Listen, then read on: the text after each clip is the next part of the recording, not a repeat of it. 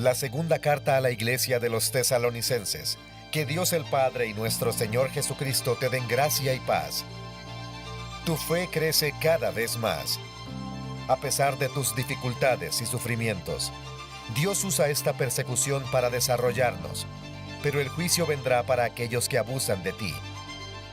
El fin está llegando, pero no vendrá hasta que el anticristo se revele por primera vez. Él se exaltará a sí mismo sobre todo y se proclamará a sí mismo como Dios. Muchos lo seguirán, pero se perderán para siempre por eso. El día se acerca para la gloriosa aparición del Señor Jesús. Y vendremos con Él desde el cielo, con sus poderosos ángeles. Jesús destruirá al anticristo con solo una palabra, y Él reinará sobre toda la creación en triunfo. Dios te ha elegido para ser salvo por el trabajo de su Espíritu y por tu fe. Que continúes siendo fiel al Señor y camines en obediencia a Él, para que el Señor Jesús sea glorificado en y a través de tu vida. Hasta ese día, todos estaremos juntos con nuestro Señor.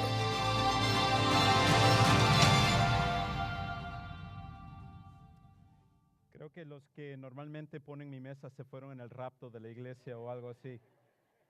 Pero no importa, puedo agarrar mi Biblia mientras hablo. Así que buenas tardes a todos, gracias por estar aquí en esta cuarta parte de la serie en donde estamos viendo los eventos finales que van a suceder antes de la venida de Jesús. Y como hemos venido hablando durante toda esta serie, el propósito de esta serie no es el de causar morbo, no es el de causar alarma, no es el que nosotros tratemos de simplemente estar llenos de miedo por todo lo que podría estar pasando, sino que en realidad es para traer confort, de que Dios está en control de todo lo que... Muchas gracias. Uno se quedó. No sé si eso es bueno, Juan. No, perdón, ok.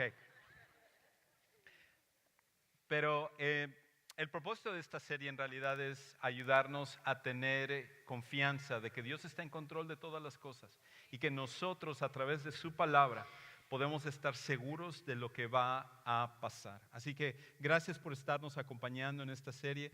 Gracias a los que nos acompañan semana tras semana en vivo a través del internet, este servicio, y también los que posteriormente ven nuestros videos de Sugar Creek en español a través de nuestros diferentes canales.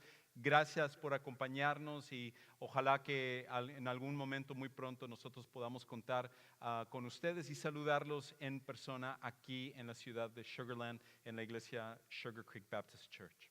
Pues hoy estamos hablando acerca de la batalla final. Y esto es algo que Iván la semana pasada ya entró un poquito a lo que va a estar sucediendo en el momento en el cual Jesús va a regresar y lo que va a estar sucediendo en ese momento, el momento tan glorioso en el cual Jesús va a acabar con todos los ejércitos enemigos que van a estar siguiendo al anticristo. Pero hoy quiero entrar un poquito más en detalle, no tanto de lo que va a pasar después de que Jesús venga, sino lo que va a suceder antes de esa última batalla, de la batalla final, y también lo que va a suceder en el momento en el cual Jesús venga y la manera en la cual Él va a terminar con todos los ejércitos que están siguiendo al anticristo. A través de esta serie, una de las cosas que nosotros hemos estado hablando es de que en 2 de Tesalonicenses, Pablo nos habla acerca de ciertas señales en las cuales nosotros podemos saber de que el fin está por llegar, y nos da algunas señales de que cuando nosotros le ponemos atención a estas señales podemos saber que cada vez estamos más cerca del final, pero sobre todo a medida que ciertas señales se dan, entonces sabemos que estamos prácticamente ya entrando a los tiempos finales del mundo. Y esto no es algo que debe de sorprendernos, porque muy dentro del corazón de cada persona nosotros vemos la historia de la humanidad y nosotros vemos lo que está pasando y podemos darnos cuenta que en base al rumbo en el que el mundo está tomando, las cosas tienen que acabar, porque las cosas cada vez están de mal en peor. Con todos los avances en tecnología, con todo lo que vemos en el mundo, lejos de que las cosas estén mejorando, aunque podemos ver mejorías en algunas áreas, vemos que también las cosas cada vez se ponen más peligrosas y por eso nosotros podemos intuir dentro de nosotros que hay algo que nos dice que las cosas tienen que acabar. Y lo interesante es que la Biblia, que fue un libro que fue escrito hace tanto tiempo, ya nos daba todas las señales que nosotros necesitamos para saber cuándo estas cosas van a suceder, para que nosotros pudiéramos estar preparados y para que también nosotros pudiéramos confiar en Dios y en el control que solamente Él puede traer al final. Ahora, cuando vemos en 2 de Tesalonicenses capítulo 2, versículo 8, una de las cosas que nos quedamos la semana pasada y que quiero que de alguna manera volver a retomar esto, es lo que Pablo dice en este versículo. Otra vez, 2 de Tesalonicenses capítulo 2, versículo 8, donde lo puedes leer en tu Biblia o nos puedes seguir en la pantalla. Y escucha cómo Pablo, cuando él está escribiendo a los cristianos que se encontraban en una ciudad que se llamaba Tesalónica y que ellos estaban bajo la impresión por enseñanzas falsas de maestros, por una carta falsa que supuestamente había sido escrita por Pablo, diciéndoles a estos cristianos que ellos se habían perdido la venida de Jesús, que se habían perdido todas las señales y ahora ellos estaban en el momento de gran tribulación. Ellos, para que Pablo pueda corregir esta enseñanza, él les escribe estas cosas.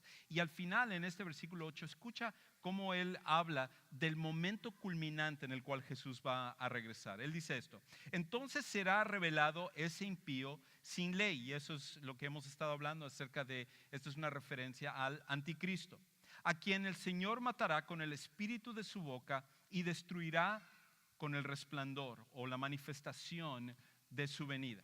Y lo que Pablo está hablando aquí es que va a llegar el momento culminante en el cual, cuando Jesús regrese, él va a enfrentar al anticristo, como veíamos hace un par de semanas, el cual es simplemente un Cristo falso, que él está copiando todo lo que Dios hace para presentarse como Dios, y es parte de una trinidad diabólica en el cual Satanás actúa como el Padre, el anticristo actúa como el Hijo y el falso profeta actúa como el Espíritu Santo, y los tres están actuando para engañar al mundo, para que el mundo lo siga, pero al final para traer destrucción a todas las personas.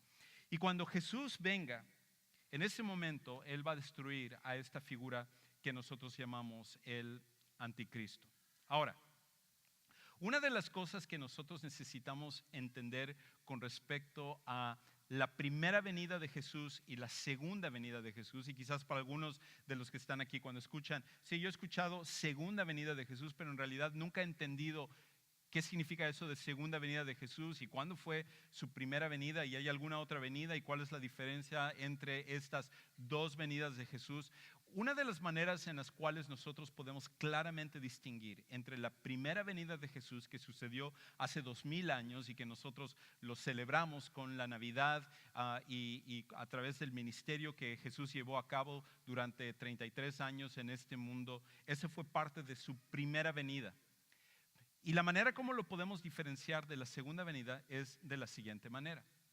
La primera venida de Jesús llegó como un humilde sirviente dispuesto a morir. Esa fue la característica de la primera venida de Jesús.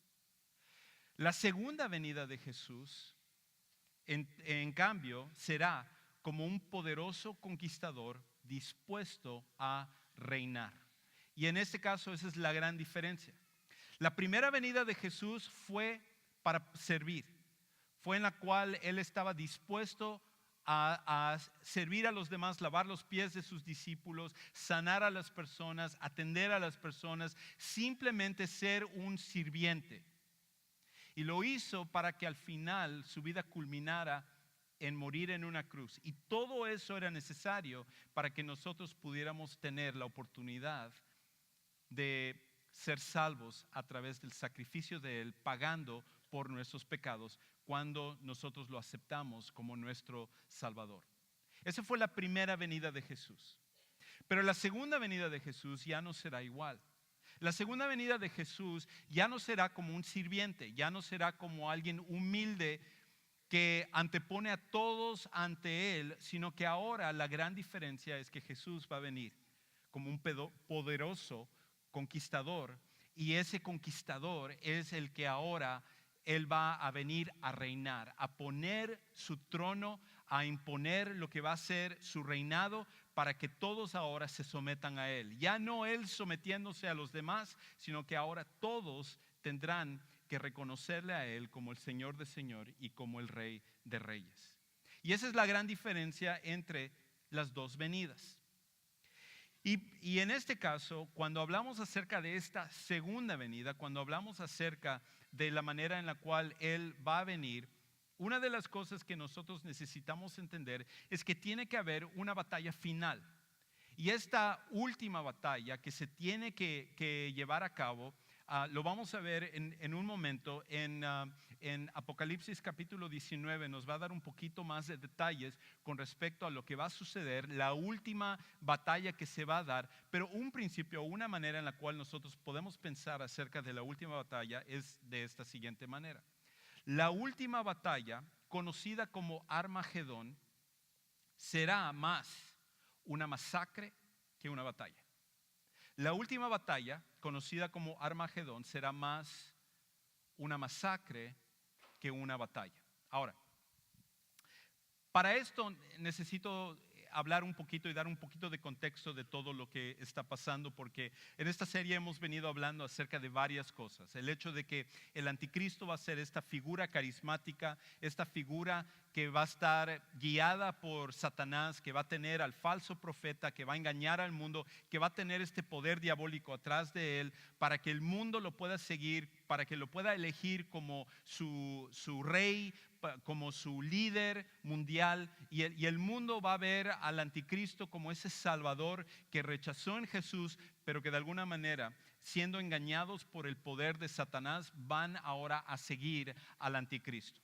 Pero antes de que eso pueda pasar, hay otra batalla que se tiene que dar. Esa última batalla, la batalla de Armagedón, que voy a explicar en un momento, hay otra batalla que se tiene que dar y que está en Ezequiel capítulo 38, que es la batalla de Gog y Magog, como se habla ahí.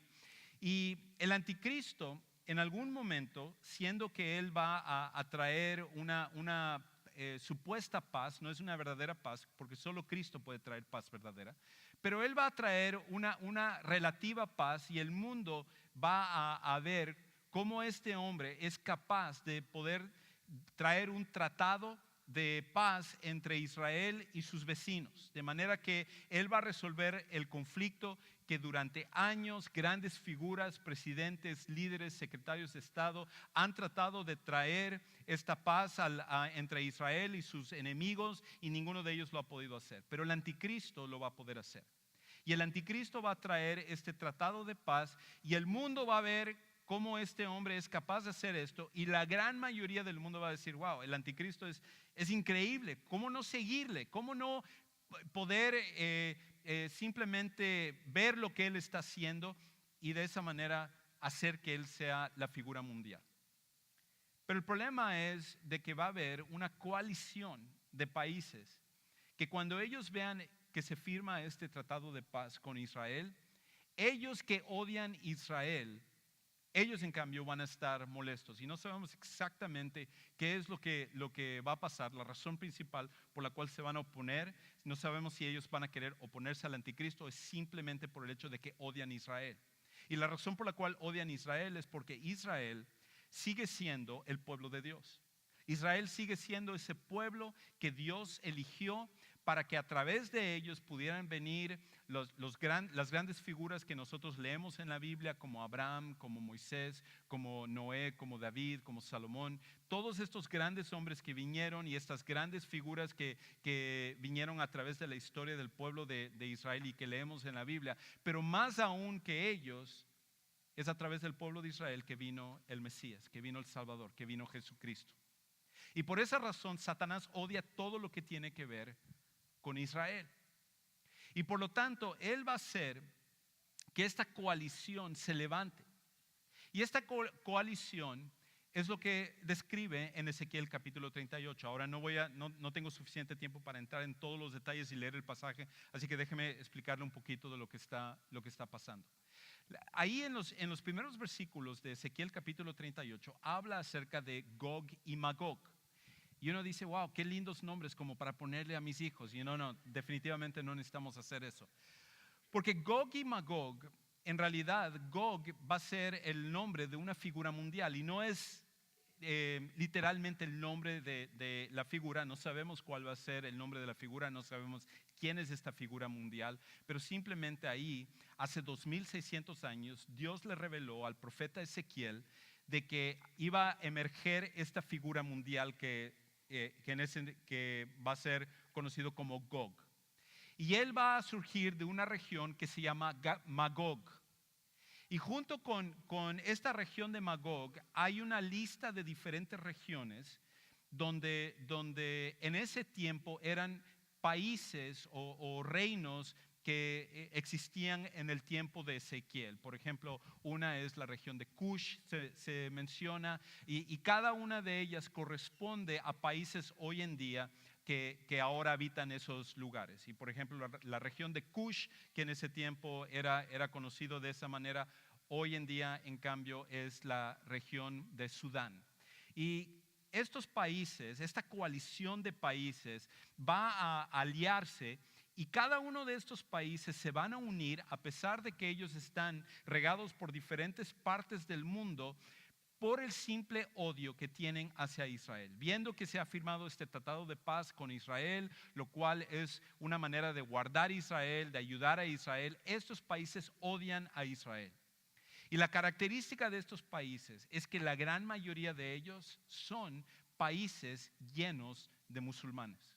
Por ejemplo, algunos de los países modernos que están en esa lista hoy en día es Sudán, Libia, Irán, todo lo que es la región sur de lo que solía ser la Unión Soviética, como Kirguistán, Kazajstán, llegando hasta Afganistán. Y todos estos países, entre varios otros más, van a prácticamente rodear todo lo que es Israel y van a dejar a Israel sin ninguna posibilidad de poder defenderse.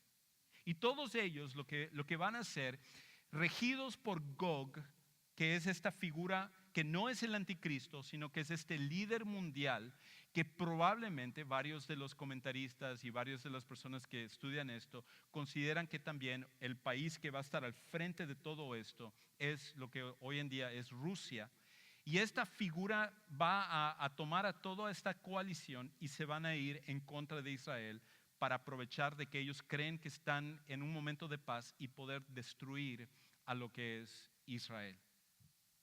Y cuando eso suceda, en Ezequiel nos dice que esta coalición de ejércitos, estos millones de soldados y tanques y aviones y armamento y todo que se va a unir, de una forma increíble y milagrosa, Dios va a intervenir. Y a través de principalmente un terremoto, de peleas entre los mismos ejércitos, de granizo, fuego y pestilencia, este ejército enorme que se ha unido va a ser exterminado. Y de un momento a otro, estos países que odiaban tanto a Israel y que eran caracterizados principalmente por ser musulmanes, excepto lo que es Rusia, quedan fuera de la película. Y con esto, la razón por la cual esto es importante es porque esto abre el camino entonces para que el anticristo pueda tomar control del resto del mundo. Y de hecho, una de las características que va a suceder, y esto es algo que hemos estado viendo en esta serie, es que cuando el anticristo se convierta en el líder mundial, él va a exigir que la gente lo adore a él como si él fuera Dios. Va a exigir que las personas se sellen con un número, un 666, ya sea en su mano derecha o en su frente derecha, en su frente. Si uno tiene dos frentes, sí está un poco raro, pero en su mano derecha y en su frente, y como una señal de lealtad hacia el anticristo, el de decir, yo creo que el anticristo es Dios, yo lo adoro como si fuera Dios. Y él va a comenzar hasta cierto punto como una religión en la cual él va a ser la figura central. Pero una de las cosas que nosotros tendríamos que preguntarnos es esto. Hay dos religiones mundiales que no van a seguir esto, que ellos no van a seguir lo que el anticristo dice.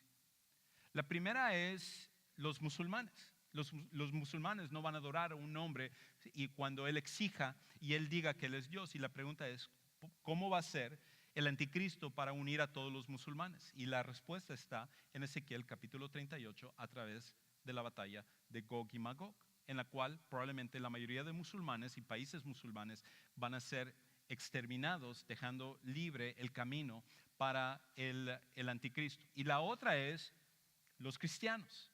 Los cristianos verdaderos, aquellos que han recibido a Jesús como su Salvador personal, no la gente que lleva el título de cristianos, sino aquellos que realmente han venido a confiar en Jesús como su Salvador personal, entendiendo la seriedad de esa decisión de seguir a Jesús, son otros que no van a postrarse al anticristo, no van a seguir al anticristo, no van a adorar al anticristo. Y la pregunta es, ¿qué va a pasar con ellos? Pues una de las cosas que podría pasar es que los cristianos podrían ser exterminados durante este tiempo.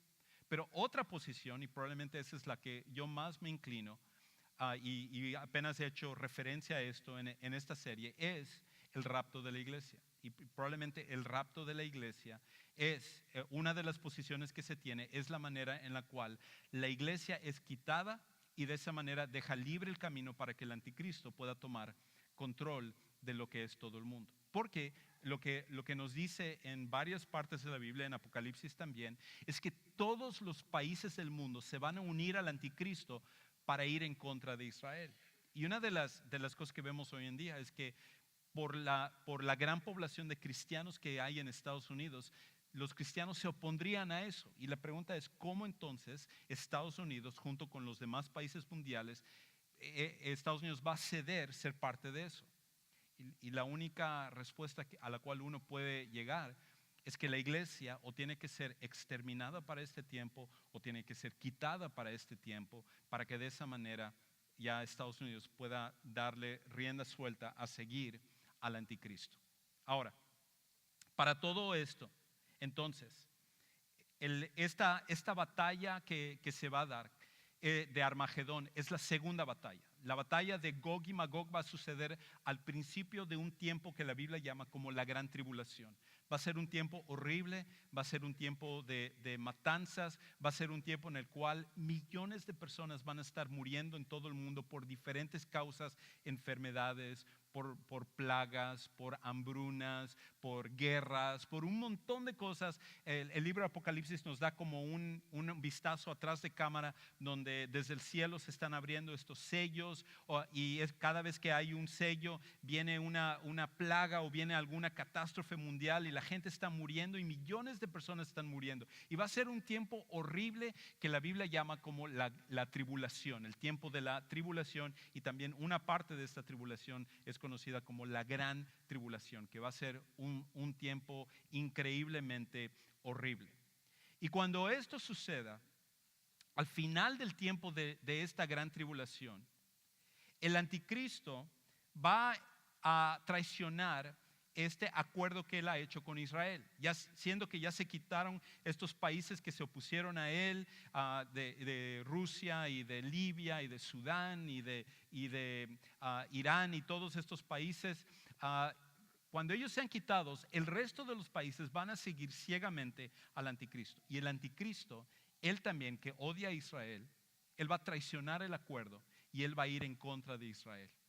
Y cuando él vaya en contra de Israel, va a reunir este ejército masivo de millones de soldados que se van a unir para ir a exterminar a Israel. Porque otra vez, Israel es este símbolo del pueblo de Dios y ellos son los que representan a Dios. Y ahora, cuando eso suceda, esto va a ser más una masacre que una batalla. Ahora, déjenme explicar eso también de otra manera. Y esto es, cuando uno ve, por ejemplo, la lista de las batallas más rápidas que han sucedido, por ejemplo, hay una batalla que sucedió en 1967 que se llama la batalla de los 6 días, porque duró solamente 6 días.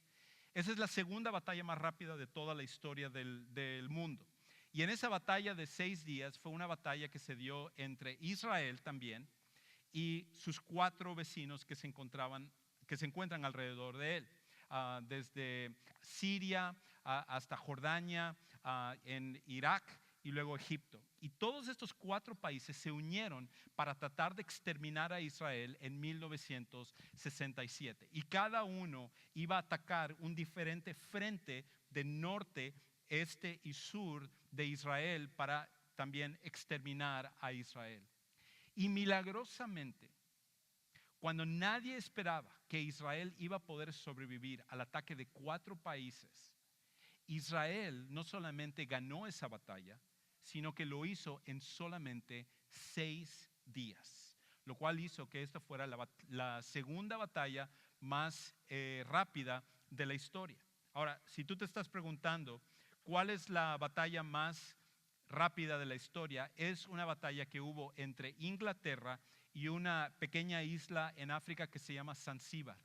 Y esta duró solamente 45 minutos. Es la batalla más rápida que ha sucedido, 45 minutos. Porque Zanzíbar en realidad no tiene un ejército como para pelear contra Inglaterra o en el Reino Unido. Y el Reino Unido solo llegó prácticamente y dijeron, esto es nuestro. Y dijeron, perfecto, aquí están los papeles, quédate con toda la isla, no hay ningún problema. Solo lo que duró firmar los papeles, que fueron 45 minutos. Esa es la batalla más rápida de toda la historia.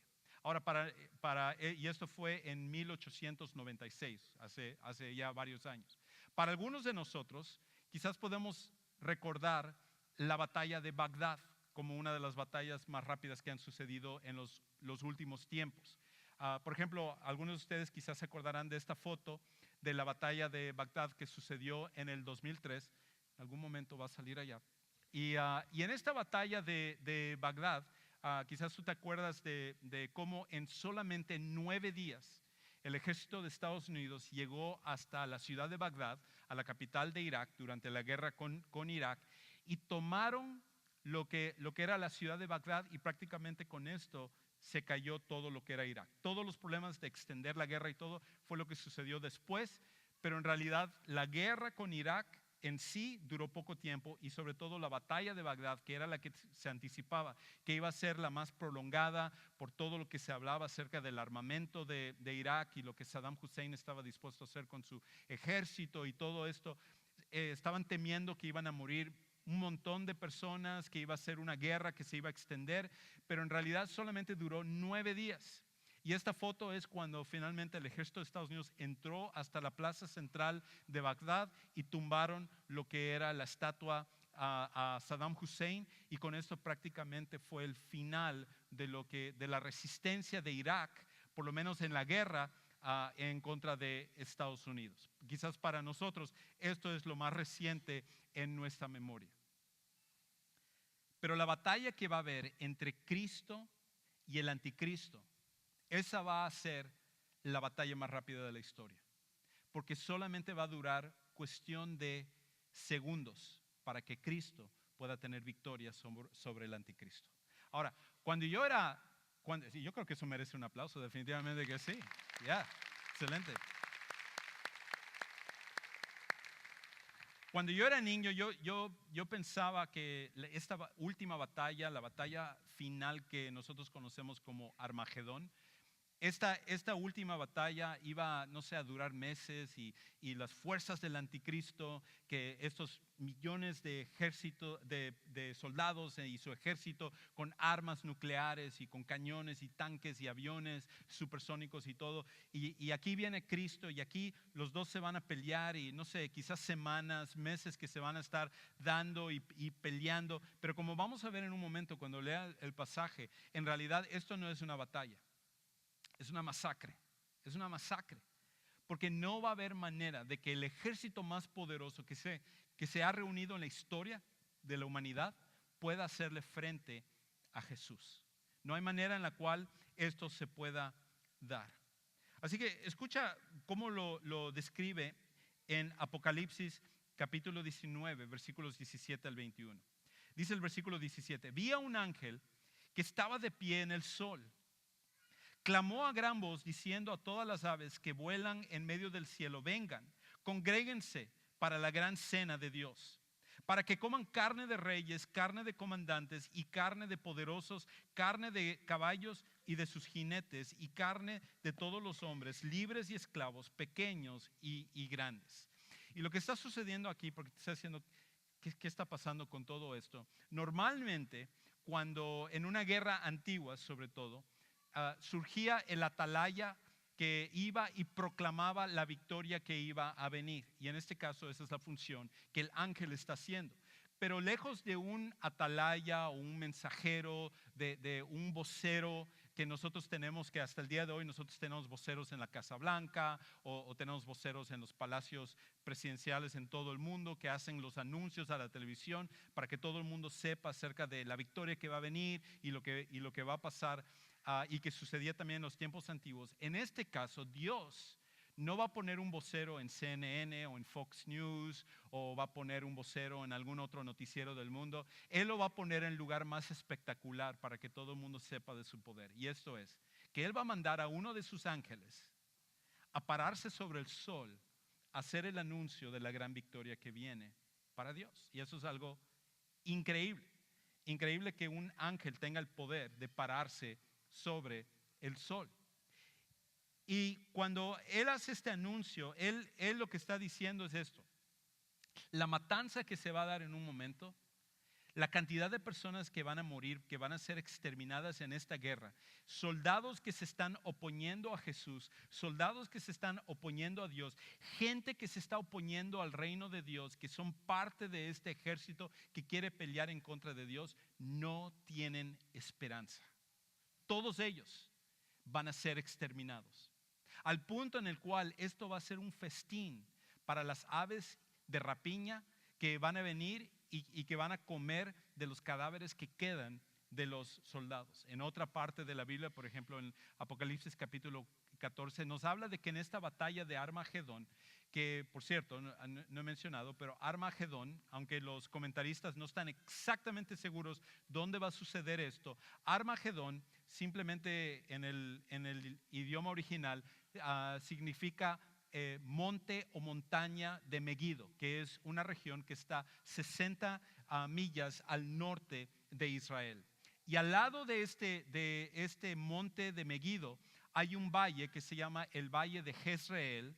Y este Valle de Jezreel es un valle de 20 millas de largo con 14 millas de ancho. Es un valle enorme que históricamente han habido muchísimas batallas que se han peleado ahí. Y es ahí donde se cree que va a ser la batalla de Armagedón o la última batalla que se va a dar. Ahora, tengo que decir también, tengo que poner esto aquí, va a haber una batalla más que va a suceder al final de los 1000 años del reinado del anticristo.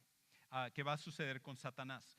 Pero esta batalla técnicamente es la última de la historia de la humanidad antes de que comience el nuevo reino de Cristo. Y la batalla de Armagedón es entonces la última batalla que se va a dar entre la humanidad en contra de Dios, que se opone a Dios, y más que una batalla, va a ser una masacre de la gente que va a participar oponiéndose a Dios.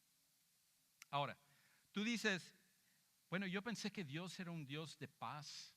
Yo pensé que Dios era un Dios de amor. Y cuando estás leyendo eso que dice en Apocalipsis capítulo 19, me parece un poquito cruel y que Dios haga todo esto y que Dios extermine a la gente de esta manera. O sea, se me hace un poquito fuerte pensar que si Dios y Jesús, que es de paz y todo, va a suceder todo esto. Pero una de las cosas que nosotros tenemos que recordar es que tristemente, después de múltiples oportunidades, habrá personas dispuestas a seguir al anticristo y morir que seguir a Cristo y vivir. En otras palabras, para estas personas que siguen al anticristo ya no hay remedio, porque ellos, independientemente de lo que Dios ha hecho por ellos están dispuestos a seguir a Satanás y el engaño de Satanás y al anticristo y al falso profeta que seguir a Dios. Y no importa la manera como Dios ha demostrado su amor a través del tiempo, no importa cómo Dios al final ha demostrado su deseo de que todas las personas se arrepientan y vengan a Él, al final estas personas van a continuar rechazando a Dios, no importa el tiempo que pase. Por eso, más que Dios exterminándolos, este es el propio resultado de seguir a alguien que va a traer la destrucción, que es Satanás. Y Dios lo único que está haciendo es dándole a las personas lo que ellos están dispuestos a querer encontrar. Dios es un Dios que ama a cada persona. Dios ama a todas las personas. Héctor hacía referencia del pasaje de Romanos 5:8 en el tiempo de alabanza, cuando Pablo escribió acerca de que aún siendo pecadores, Cristo murió por nosotros. Y igual ese versículo me fascina a mí, porque no dice ahí que aun cuando nosotros éramos justos, o aun cuando nosotros buscábamos a Dios, o aun cuando nosotros leíamos nuestra Biblia, o aun cuando nosotros nos dormíamos en la iglesia, perdón, ese es otro, aun cuando nosotros estábamos en la iglesia, Cristo murió por nosotros. En otras palabras, no era cuando nosotros buscamos a Dios, era cuando Dios nos buscó a nosotros. Pero la cuestión es de que Dios no va a forzar a nadie a aceptar el regalo que Él está extendiendo. Cada persona libremente tiene que aceptar el regalo de la salvación. Y por esa razón, cada persona que está aquí también tiene que aceptar el regalo de la salvación, sabiendo que cuando se sigue a Jesús, lo que va a haber al final es vida. Jesús es vida. Pero cuando se sigue al anticristo y lo que se opone a Dios, al final hay muerte. Y por lo tanto, esta batalla es el resultado de seguir lo que las personas quieren encontrar lejos de Dios. Ahora, 2 puntos más y con esto voy a terminar. Jesús traerá castigo al anticristo y al falso profeta por engañar a tantos. Ahora, una de las cosas que va a suceder es que cuando en el momento en el cual Jesús se presente, va a ser el momento en el cual el anticristo tiene todos estos ejércitos rodeando todo lo que es Israel, prácticamente a punto de exterminar Israel. Israel no tiene manera de poder protegerse porque son todos los ejércitos del mundo en contra de Israel, y aunque tienen armamento, aunque tienen tecnología, no es suficiente para poder protegerse en contra de esta fuerza avasalladora que va a ir en contra de Israel. Y en el momento en el cual ellos ya están a punto de morir, ellos van a clamar a Dios.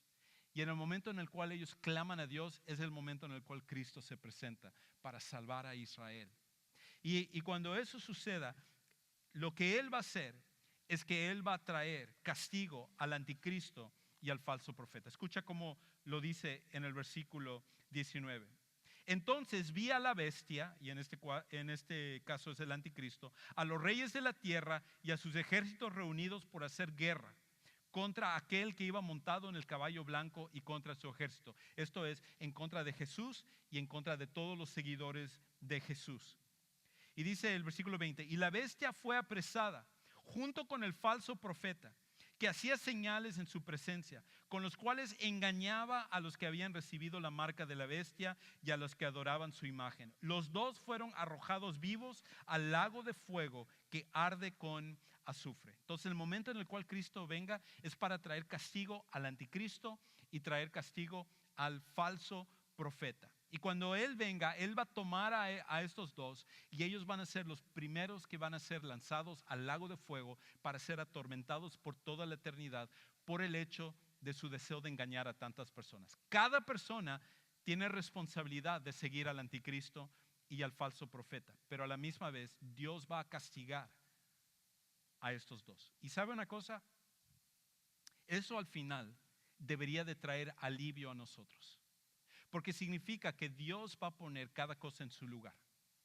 Significa que las injusticias que tú y yo pasamos en esta vida, significa que lo que tú y yo vemos que no está bien, al final Dios va a remediar cada una de las cosas. Cuando nosotros vemos que alguien abusa de su poder, que un líder toma ventaja de su posición, que un juez no hace su trabajo, o cualquier otra persona entre nosotros, incluyéndonos a nosotros, traemos injusticia, déjame decirte, Dios al final va a traer castigo justo al final para todos los que han traído injusticia en el mundo.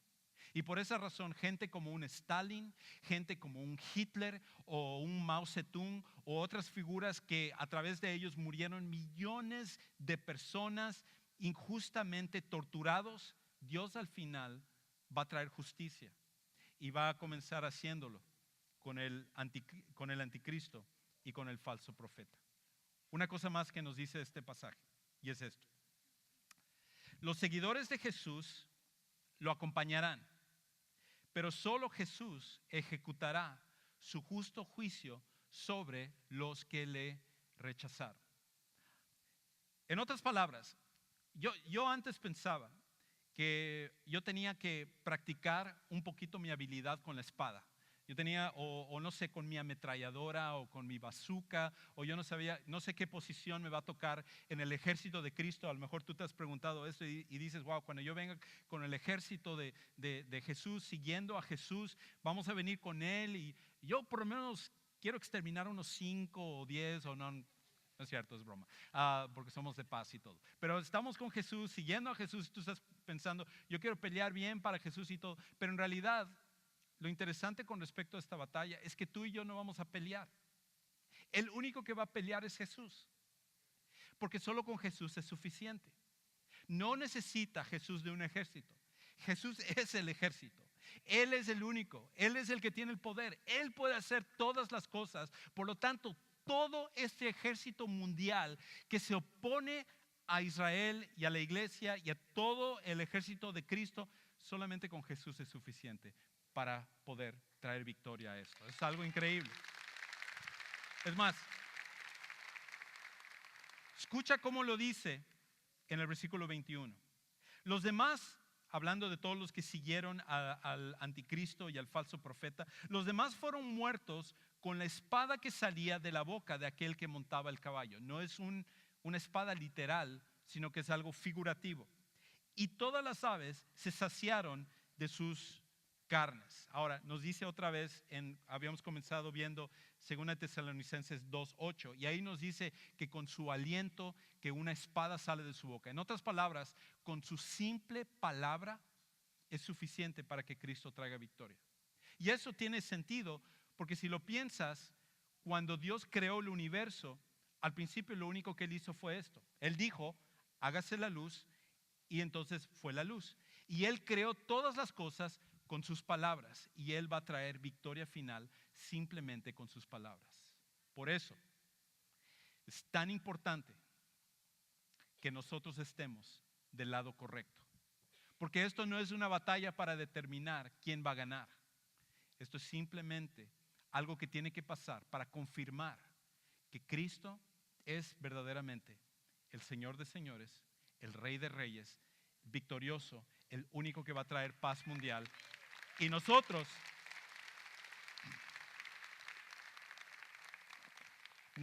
en la batalla final tenemos que estar seguros de saber que estamos del lado correcto.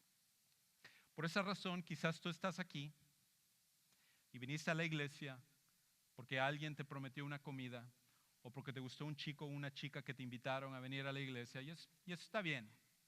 Pero a lo mejor no venías esperando escuchar esto.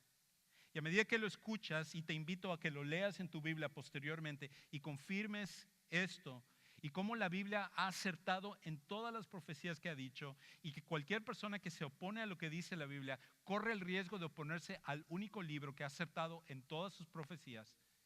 Pero la pregunta entonces es, ¿conoces tú a Jesús? ¿Estás tú del lado correcto? ¿Y sabes lo que va a pasar? No solo a medida que nos acercamos a esos momentos finales, sino que inclusive en el día al día. ¿Conoces tú a Jesús? Jesucristo te ama tanto que Él vino a morir por tus pecados, y Él desea traerte vida nueva. Él no solo va a traer justicia, sino que Él va a traer vida y perdón de pecados. Y donde quiera que tú estés, cualquier cosa que tú has hecho, lo increíble es que cuando tú vienes a Jesús, Él te da vida desde adentro para afuera. Y no es el momento de dejar de correr de Dios. No es el momento en tu vida de finalmente rendirte, porque sabes que lo que tú has decidido, sabes que la manera que has llevado tu vida no es la correcta. ¿Por qué no entregarle el control a Jesús a partir de este momento y empezar a ver al único que trae vida verdadera a cualquier persona? Si estás dispuesto a hacerlo, me encantaría ayudarte a orar contigo. De hecho, yo voy a estar parado aquí a tu derecha, y en un momento, mientras cantamos, Yo te voy a invitar que salgas de tu lugar. No importa lo que otros piensen acerca de ti, porque te aseguro que cuando venga la batalla final, no importará lo que otros hagan. Lo único que importará es lo que tú hiciste. Y por lo tanto, hoy tú puedes tomar la decisión de estar del lado correcto. Vamos a ponernos de pie y mientras entonamos esto, ven, te invito a que tú salgas de tu lugar y vengas a aceptar a Jesús como tu Salvador personal.